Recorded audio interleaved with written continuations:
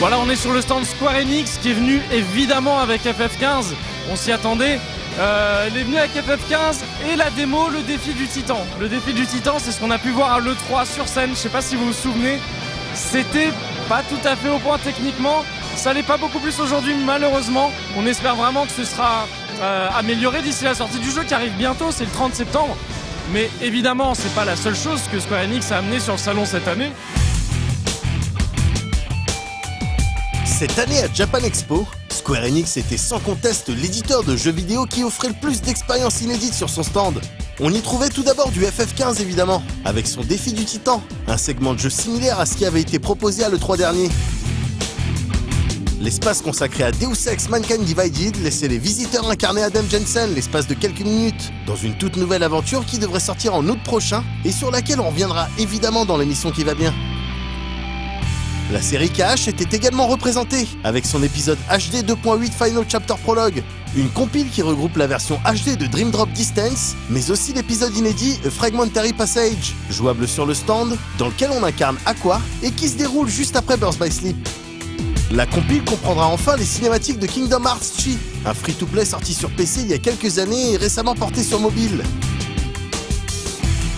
Toujours sur le stand Square Enix, on trouvait naturellement du Dracway, avec l'épisode Dragon Quest Builders, une expérience très proche de Minecraft, mais avec un skin Dragon Quest, sorti en début d'année au Japon. Toujours pour les kids, il y avait du World of Final Fantasy, ce jeu définitivement orienté chibi, dans lequel on capture des monstres pour les faire combattre.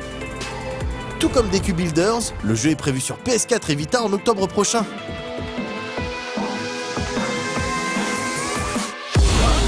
Les fans de FF un peu plus grands avaient le droit, eux, de passer du temps sur une remasterisation de l'épisode 12. En plus des graphismes HD, du son amélioré et d'une BO réarrangée, Final Fantasy XII de Zodiac Age permet aux joueurs occidentaux de découvrir le Zodiac Job System, un principe d'évolution de personnage uniquement présent dans la version internationale, celle que nous n'avons jamais eue.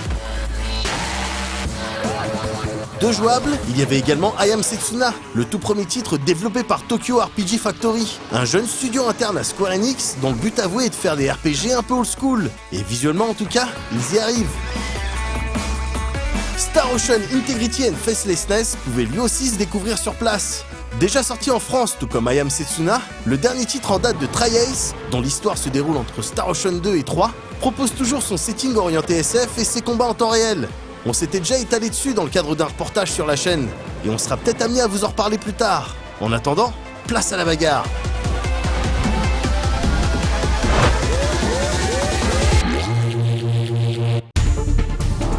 Sur le salon, il y a également Kings of Fighter 14. Alors Kings of Fighter 14, c'est un peu particulier. C'est un jeu qui, dès qu'il a été annoncé, s'est fait chambrer un petit peu partout. Et pour être tout à fait honnête, on y a peut-être un petit peu participé.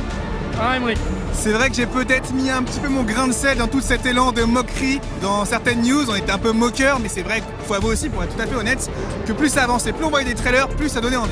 Effectivement, et pour être surtout tout à fait honnête, au début, les flammes autour de la main de Kyo, elles ressemblaient vraiment à un nugget de poulet. C'est pour ça que ça nous a fait rigoler. Bref, maintenant, on est un peu moins dans la rigolade et un peu plus dans la chauffe, parce qu'en fait, comme l'a dit Emmerich, il y a eu plein d'annonces depuis, des nouveaux personnages, il y a 50 personnages en tout, il y a beaucoup de contenu qui est annoncé en règle générale, et il y a un staff vraiment pas dégueulasse qui bosse dessus, donc on est très chauffé par le jeu et on va se faire une partie dès maintenant, vu qu'il est jouable ici. Et en attendant, on vous propose de regarder une interview de Oda-san, qui est producteur et réalisateur sur le jeu.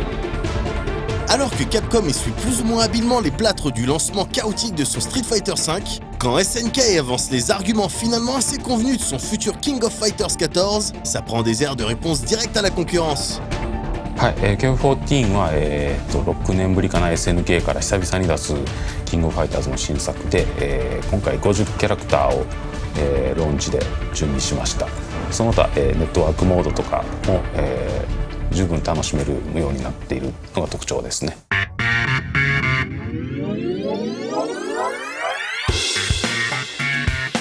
Au sein de cet éventail assez impressionnant de 50 personnages disponibles dès le lancement, on trouvera évidemment beaucoup de têtes connues, mais aussi quelques petits nouveaux, dont certains viennent de Chine ou du Mexique, deux territoires où SNK a remarqué un fort gain d'intérêt pour sa série durant la dernière décennie.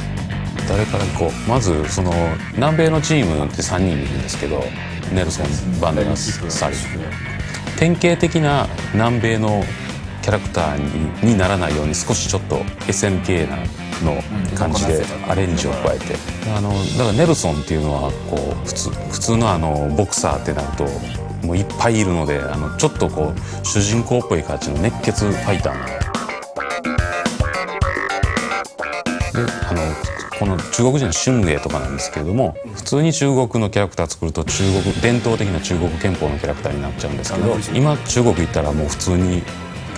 文明なんていうんですか近代文明というか近代化されてて、伝統的な中国人なんてもう一人もいないので。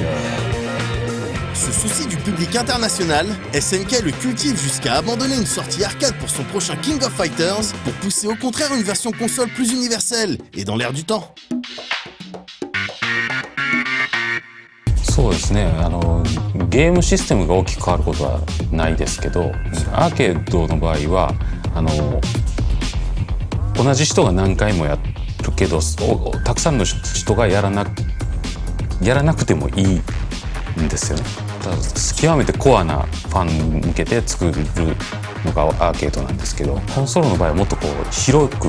い人にやってもらえるようにっていうふうに気をつけて。そうですね、まずキャラクターが多い方がいいだろうということ、バリエーションを